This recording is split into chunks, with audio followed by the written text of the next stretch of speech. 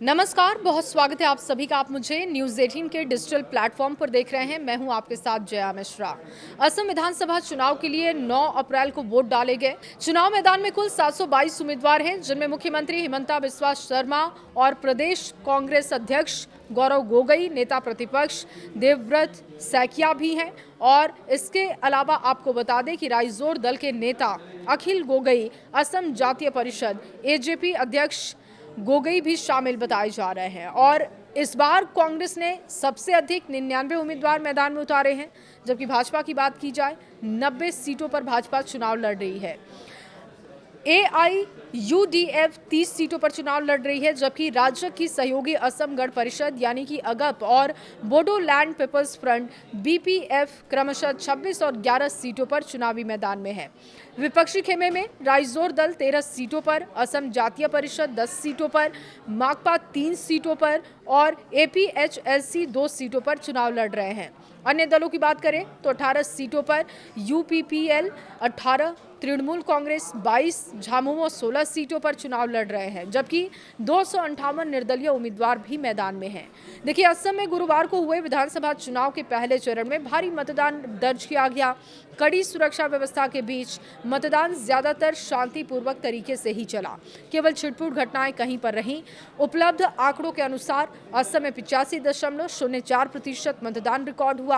हालांकि निर्वाचन आयोग की तरफ से अंतिम आंकड़े जारी किए जाने अभी बाकी हैं। इस बार का मुकाबला 2021 से ज्यादा दिलचस्प है। 2021 के मुकाबले ज्यादा दिलचस्प दिख रहा है, जब असम में 82.42% मतदान हुआ था।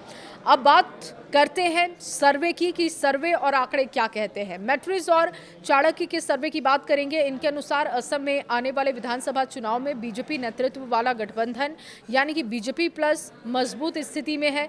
उसके दोबारा सत्ता में आने या सत्ता बनाए रखने की संभावना ज्यादा दिखती है।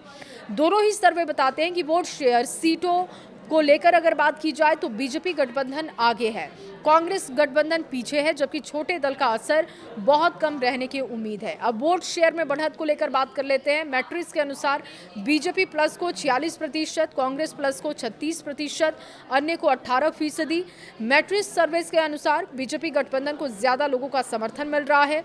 कांग्रेस गठबंधन भी मुकाबले में है, लेकिन वो पीछे है। बाकी छोटे दलों का वोट कम है। सीटों का अनुमान अब मैट्रिक्स के सर्वे के हिसाब से समझिए। देखिए, बीजेपी प्लस को 92 से 102 सीटें दी जा रही हैं, कांग्रेस प्लस को 22 से 32 सीटें, अन्य को 4 से 7 सीटें दी जा रही हैं। और सीटों के अनुमान में बीजेपी गठबंधन को साफ बढ़त मिलती हुई दिखी है। ये बहुमत के आंकड़ों के पास है, उससे ऊपर भी जा सकता है। कांग्रेस गठबंधन विपक्ष की भूमिका में रहेगा। अन्य दल बहुत कम सीटें जीत सकते हैं। चाणक्य के सर्वे के अनुसार अब आपको बताते हैं कि आंकड़े क्या कहते हैं।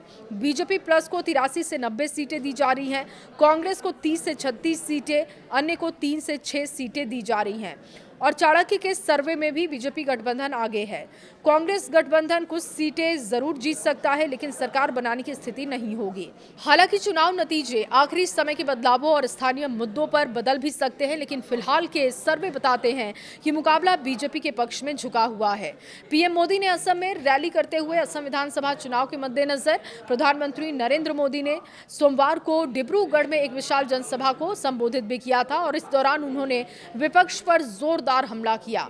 जनसभा में भारी भीड़ रही। लोगों के उत्साह को देखते हुए प्रधानमंत्री ने कहा कि उन्हें डिब्रूगढ़ आने का कई बार अवसर मिला है, लेकिन इस बार जो जोश और उत्साह देखने को मिला है वो अभूतपूर्व है। जनसभा को संबोधित करते हुए पीएम मोदी ने कहा कि ये जन समर्थन कांग्रेस के लिए चिंता का विषय है।